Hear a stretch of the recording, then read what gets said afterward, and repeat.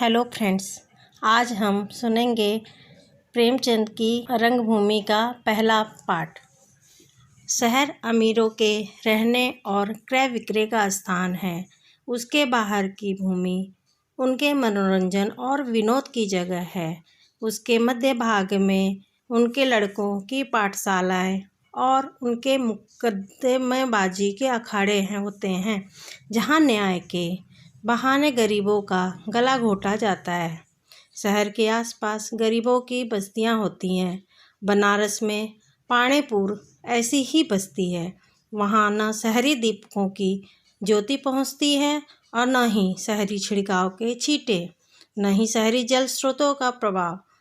सड़क के किनारे छोटे छोटे बनियों और हलवाइयों की दुकानें हैं और उनके पीछे कई इक्के वाले गाड़ीवान, ग्वाले और मजदूर रहते हैं।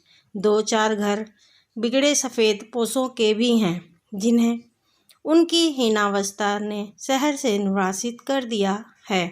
इन्हीं में एक गरीब और अंधा रहता है, जिसे लोग सूरदास के नाम से जानते हैं।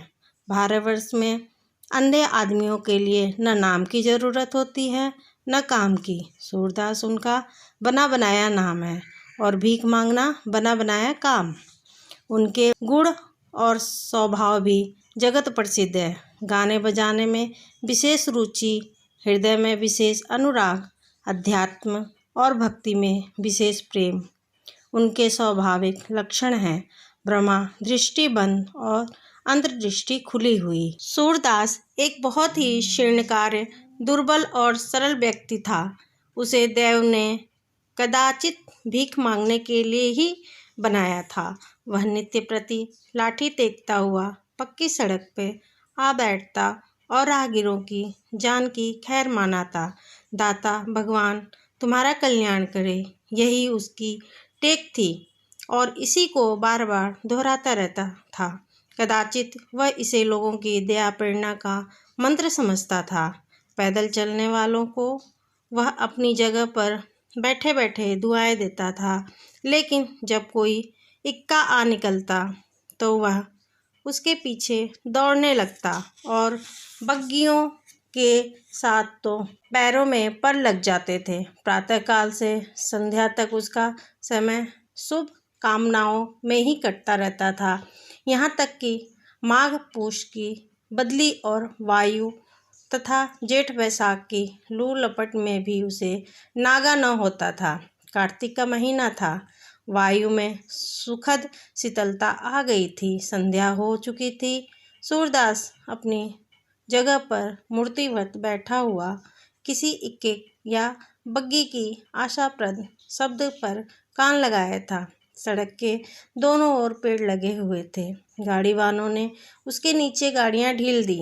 उनके पछाई बैल टाट की टुकड़ों पर खली और भूसा खाने लगे। गाड़ी वालों ने भी उपले जला दिए। कोई चादर पर आटा गूंथता था, कोई गोल गोल बाटियां बनाकर उपलों पे सेकता था। किसी को बर्तनों की ज़रूरत न थी। सालन के लिए घुइयां का भुर्ता काफ़ी था और इस दरिद्रता पर भी उन्हें कुछ चिंता नहीं थी। बैठे बाटियां सेकते और गाते थे। बैलों के गले में बंधी हुई घंटियां मंजीरों का काम दे रही थी।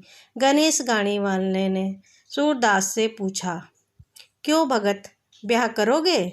सूरदास ने गर्दन हिला के कहा, कहीं है ढोल?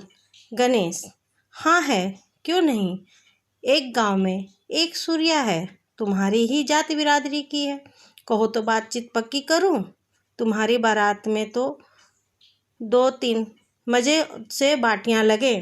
सूरदास, कोई जगह बताते जहां धन मिले और इस भीख मंगाई से पीछा छूटे।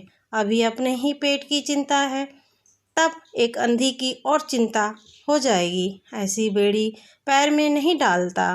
बेड़ी ही है तो सोने की तो हो। गणेश, लाख रुपए की मेहरिया ना पाल जाओगे। रात को तुम्हारे पैर दबाएगी, सिर में तेल डालेगी तो एक बार फिर जवान हो जाओगे। ये हड्डियां न दिखाई देंगी। सूरदास, तो रोटियां का सहारा भी जाता रहेगा। ये हड्डियां देखकर भी तो लोग लोगों को दया आ जाती है। मोटे आदमियों को भीख कौन देता है, उल्टे और ताने मिलते हैं। कने अजी नहीं, वह तुम्हारी सेवा भी करेगी और तुम्हें भोजन भी देगी। बेचन शाह के यहाँ तेलन झड़ेगी तो 4 आने रोज पाओगे।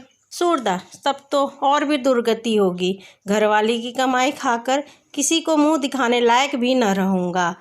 सहसा एक टिफिन आती हुई सुनाई दी। सूरदास उठ खड़ा हुआ। यही उसकी कमाई का समय था। इसी समय शहर के रईस और महाजन हवा खाने आते थे। टिफिन ज्यों ही सामने आई, सूरदास उसके पीछे दाता भगवान तुम्हारा कल्याण करे कहता हुआ दौड़ा।